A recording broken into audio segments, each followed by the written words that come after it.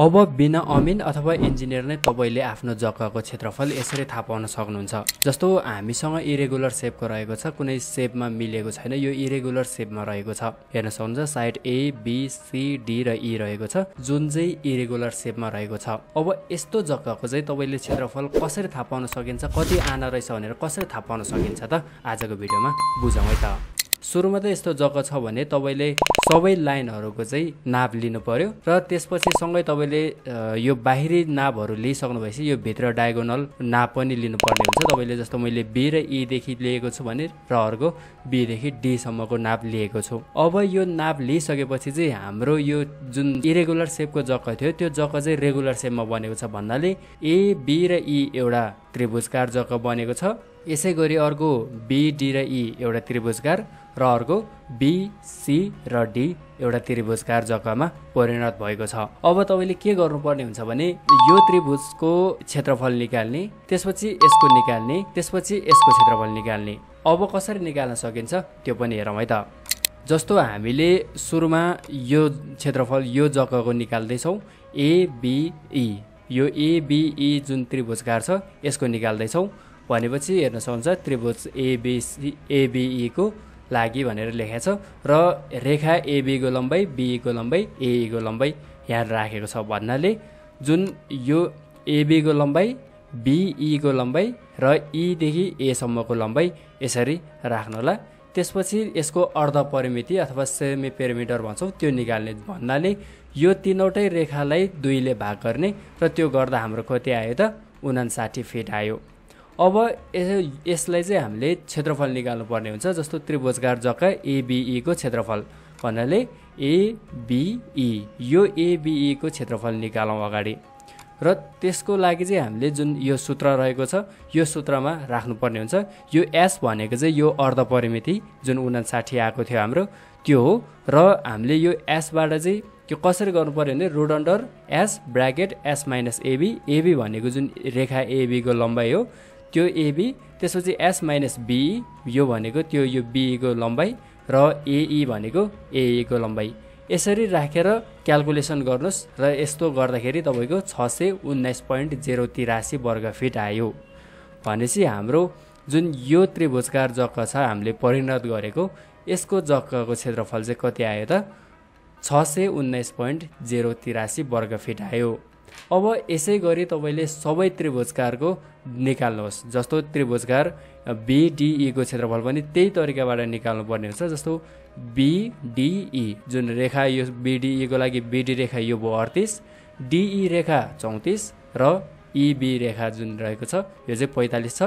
यसै गरी यसको पनि अर्ध परिमिति निकाल्नुहोस् र अर्ध परिमिति निकाल्दाखेरि 58.5 आउँछ। त्यो भनेको हाम्रो यो 3वटै रेखा छ जुन बाहिरी रेखा, यो 3वटै रेखाको जोडलाई चाहिँ तपाईँले 2 ले भाग गर्नुभयो भने अर्ध परिमिति आउँछ जुन यही प्रकारले गर्नु पर्यो र त्यसलाई चाहिँ सेम तरिकाबाट यो फर्मुलामा राखेर तपाईँले यसरी निकाल्न सक्नुहुन्छ र यसरी निकाल्दाखेरि जुन हाम्रो बिडिए को क्षेत्रफल आएको छ 629.803 स्क्वायर फिट। यसको जुन रहेको छ यसको 629.803 स्क्वायर फिट चाहिँ तपाईँको यसको क्षेत्रफल आएको छ।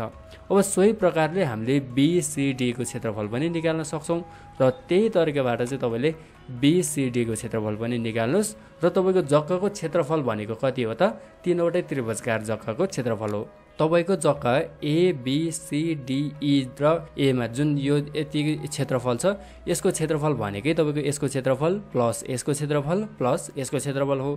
भनेपछि हामीले यो तीनैवटालाई चाहिँ यसरी जोड्न सक्छौँ र जोड्दाखेरि हाम्रो कति आयो त 1844.551 वर्ग फिट चाहिँ आयो। अब यो हामीलाई के थाहा हुनुपर्छ भने एक आना जग्गामा चाहिँ तपाईँको 342.25 वर्ग फिट आउँछ र एक आनामा 4 पैसा हुन्छ र 1 पैसामा 4 दाम हुन्छ। अब यो थाहा भइसकेपछि हाम्रो टोटल जग्गाको क्षेत्रफल कति आएको छ 1844.551 वर्ग फिट आएको छ र त्यसलाई हामीले आनाको जुन क्षेत्रफल छ वर्ग फिटमा त्यो वर्ग फिटले भाग गरेपछि चाहिँ हाम्रो आनामा आउँछ। त्यो भनेको हाम्रो त्यसरी भाग गर्दाखेरि जुन जग्गाको क्षेत्रफल 1844.551 वर्ग फिटलाई चाहिँ 342.25 ले भाग गर्दाखेरि हाम्रो कति आयो भन्दा 5.389 आना हुन्छ। अब हाम्रो यसरी त लेखिएको हुँदैन कतै पनि 5 5.389 आना त लेखेको हुँदैन। त्यसको लागि हामीले के गर्नु पर्यो त, जुन यो 5लाई चाहिँ 5 आनालाई चाहिँ 5 नै राखिदिने र यो पोइन्टभन्दा पछाडिको जुन अङ्क रहन्छ त्यसलाई 4ले गुणन गर्नुभयो भने त्यो पैसामा आउँछ र पैसामा आउँदाखेरि पनि तपाईँको 1.556 आएको छ पैसा र जुन यो पैसामा पनि 556 जुन पोइन्टभन्दा पछाडिको अङ्क छ त्यसलाई चाहिँ फेरि 4ले गुणन गर्नुभयो भने दाममा आउँछ। भन्नाले अब जुन यो आना छ यो आनाभन्दा यो 5 आना त हो तर त्योभन्दा पछाडिकोले चाहिँ तपाईँले पैसामा लानु पर्यो र यो पैसाभन्दा पछाडिको पैसामा पनि यो पोइन्टभन्दा पछाडिको जुन अङ्क छ यो अङ्कलाई पनि तपाईँले दाममा लानु पर्यो। यसको लागि चाहिँ हामीले यसरी 4ले गुणन गर्नुपर्ने हुन्छ किनभने 1 आनामा हाम्रो 4 पैसा हुन्छ र 1 पैसामा हाम्रो 4 दाम हुन्छ। यसै गरी अब यो लगिसकेपछि हाम्रो कति रहेको छ त, यो 5 आना यो अगाडिको 5 आना 5 आना भयो, 1 पैसा यो जुन 1 पैसा यो पैसा रहेको छ र 2.224 दाम। यो 2 दाममा चाहिँ किन राखिन्छ भने यो दामभन्दा सानो चाहिँ हाम्रो युनिट हुँदैन, त्यही भएर चाहिँ हामीले दामलाई चाहिँ यसरी पोइन्टमा नै राख्ने गरिन्छ र लेख्ने बेलामा यसरी 00 आना 00 रोपनी 5 आना 1 पैसा 2.23 दाम यसरी चाहिँ लेख्न सकिन्छ। यो प्रक्रिया अपनाएर चाहिँ तपाईँले आकार नमिलेको जग्गा जुन यस्तो खालको जग्गालाई चाहिँ तपाईँले यस्तो जग्गामा परिणत गरेर रेगुलर सेपमा परिणत गरेर निकाल्न सक्नुहुन्छ।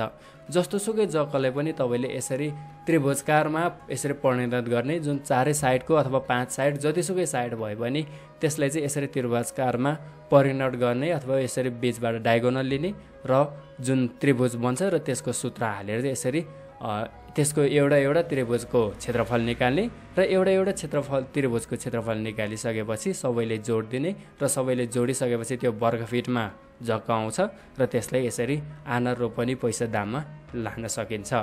आजको भिडियो जानकारीमूलक लाग्यो भने हाम्रो पेजलाई फलो गर्न नबिर्सनु होला र समस्यारहित घर निर्माण तथा मर्मत सम्भार गर्न चाहनुहुन्छ भने हामीलाई स्क्रिनमा दिएको नम्बरमा सम्पर्क गर्नुहोला। एक्सपर्ट सेवा घरदेखि दरबारसम्म।